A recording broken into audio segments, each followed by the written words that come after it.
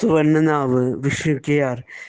പൂരങ്ങളുടെ നാടായ തൃശ്ശൂരിലെ തെക്കേയറ്റത്തുള്ള ജനകീയ നടനും നാടൻപാട്ടിൻ്റെ സുൽത്താനുമായ കലാഭവൻ മണിയുടെ നാടായ ചാലക്കുടി ധന്യ ഹോസ്പിറ്റലിൽ എൻ്റെ അമ്മയെ അഡ്മിറ്റാക്കി. പ്രസവവുമായി ബന്ധപ്പെടുത്തി ഹൈ പ്രഷർ കാരണം പ്രഷർ കുറയുന്ന സമയത്ത് സർജറി നടത്തി കുഞ്ഞിനെ എടുക്കാം എന്ന് ഡോക്ടർമാർ ചർച്ച നടത്തി തീരുമാനിച്ചു.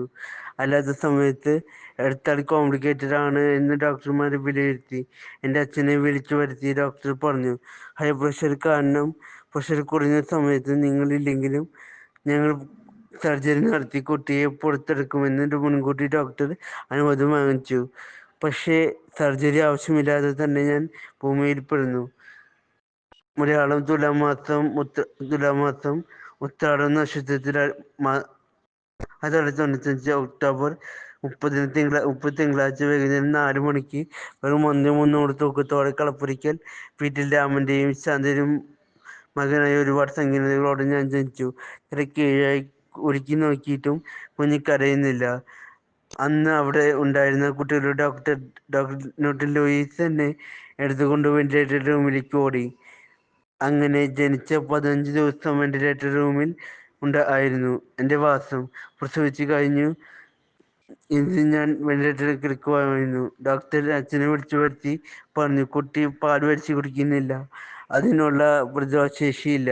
കൂടാതെ ഡോക്ടർ അടിവരയിട്ട് പറഞ്ഞു, ഞാൻ ദൈവമല്ല, ഞാൻ ഈശ്വരനല്ല, ലോകത്ത് പല അത്ഭുതങ്ങളും നടക്കാറുണ്ട്, നിങ്ങളുടെ ഭാഗ്യം പോലെ ഇരിക്കും. ഡോക്ടർ പച്ചയ്ക്ക് മുഖത്ത് നോക്കി പറഞ്ഞപ്പോൾ അച്ഛൻ്റെ കണ്ണിൽ നിന്നും കണ്ണുനീർ പൊഴിഞ്ഞു.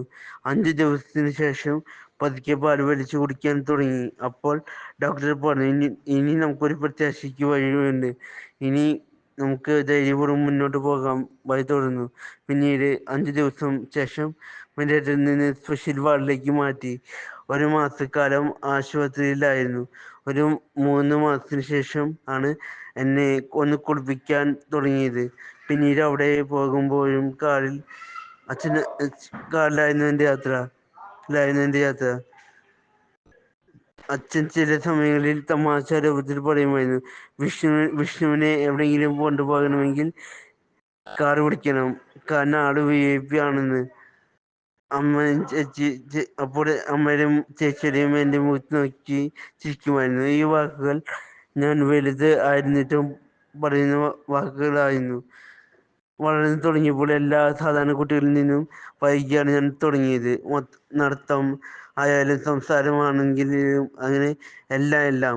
1.5 വയസ്സായപ്പോഴും സംസാരിക്കില്ല എന്നേ ഉള്ളൂ, എങ്കിലും പറഞ്ഞാൽ മനസ്സിലാവുകയും തല ആട്ടുകയും ചെയ്യുമായിരുന്നു.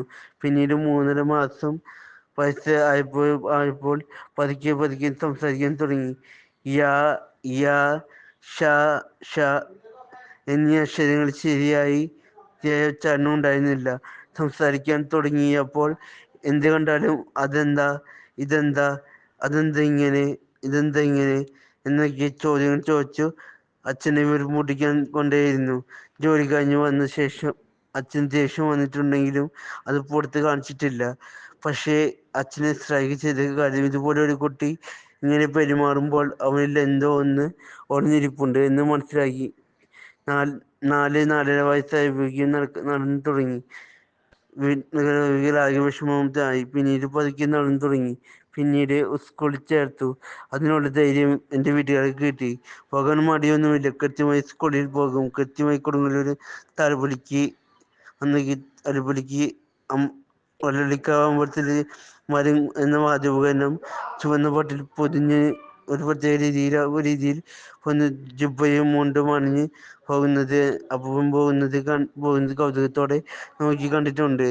അങ്ങനെ 4ാം തരത്തിൽ പഠിക്കുന്ന സമയത്ത് സംഭവിച്ചത്. ഉച്ചയൂണ് കഴിഞ്ഞ് കഴിക്കാൻ ബ്രേക്ക്. അന്നൊരു വെള്ളിയാഴ്ചയായിരുന്നു. എൻ്റെ ആകെ ഇരുട്ട്, തല കറങ്ങി, ഞാൻ ബോധം കെട്ട് വീണു. വായിൽ നിന്ന് നുരയും പതിയും ഒലിച്ചു തുടങ്ങി. ഇതാണ് ആദ്യമായി ഫിക്സ് ഉണ്ടായത്. മണിക്കൂറുകൾക്ക് ശേഷം ആണ് എൻ്റെ ബോധം തിരികെ വന്നത്. അതേ വർഷം വേനലവധിക്ക് ഒരു ദിവസം വീടിൻ്റെ അടുത്ത് ഉള്ള കൂട്ടുകാരുമൊത്ത് ക്രിക്കറ്റ് കളിച്ചുകൊണ്ടിരിക്കുകയായിരുന്നു. ആ സമയത്ത് ബോധം നഷ്ടപ്പെട്ടു. കളിസ്ഥലത്ത് നിന്നോടി. അപ്പോഴേക്കും പാതി ബോധം നഷ്ടപ്പെട്ടിരുന്നു. ചേച്ചി എൻ്റെ അടുത്ത അമ്മായി കണ്ടു എന്ന് അടുത്തുള്ള വീട്ടിലെ ചേച്ചിയോട് ഞാൻ ചോദിച്ചു. അത് പറഞ്ഞതിന് മുമ്പേ ഞാൻ കുഴഞ്ഞു വീണിരുന്നു. ബോധം വരുമ്പോൾ അമ്മയുടെ മടിയിൽ കിടക്കുകയാണ് ഞാൻ. അമ്മ എൻ്റെ നെറ്റിയിൽ വിഷമത്തോടെ തലോടിക്കൊണ്ടിരിക്കുന്നു. 5-ാം തരത്തിൽ ആയിരുന്നിട്ടും യ, യ, ഷ, സ എന്നീ അക്ഷരങ്ങൾ സ്മൃതിയിൽ ആയിരുന്നു. സ്മൃതിയിൽ നേരെയായിട്ടുണ്ടായിരുന്നില്ല. അന്നത്തെ സിലബസിൽ മലയാളം ക്ലാസ്സിലേക്ക് മലയാള കവിത കാണാതെ ചൊല്ലണമായിരുന്നു. ഏത് കവിതയാണെന്ന് ഞാൻ ഓർക്കുന്നില്ല. ആ കവിത ചൊല്ലിയപ്പോൾ കുട്ടികൾ പൊട്ടിച്ചിരിക്കാൻ തുടങ്ങി. എനിക്ക് സങ്കടം വന്നു.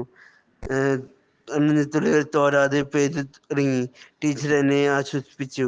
ഈ സംഭവം എന്നെ ഏറെ ആഴത്തിൽ പിടിച്ചു കുലുക്കി. 5 വർഷങ്ങൾക്ക് ശേഷം ഞാൻ 10-ാം തരത്തിൽ പഠിക്കുന്ന കാലം. അന്ന് സ്കൂളിൽ ആദ്യമായി വാർഷിക പരിപാടി നടത്താൻ തീരുമാനിച്ചു. ഓഡിഷനായി. അതുവരെ സ്കൂളിൽ ഒരു പരിപാടിക്കും പങ്കെടുക്കാതിരുന്ന ഞാൻ ഇതിലൊരു കൈ നോക്കാമെന്ന് കരുതി. അങ്ങനെ ഓഡിഷന് പോയി പങ്കെടുത്തു. കേരളവർമ്മ പഴശ്ശിരാജ എന്ന സിനിമയിലെ ആ ദിവസം സന്ധ്യപൂത്തതിവിടെ എന്ന ഗാനം മനോഹരമായി പാടി സെലക്ഷൻ കിട്ടി.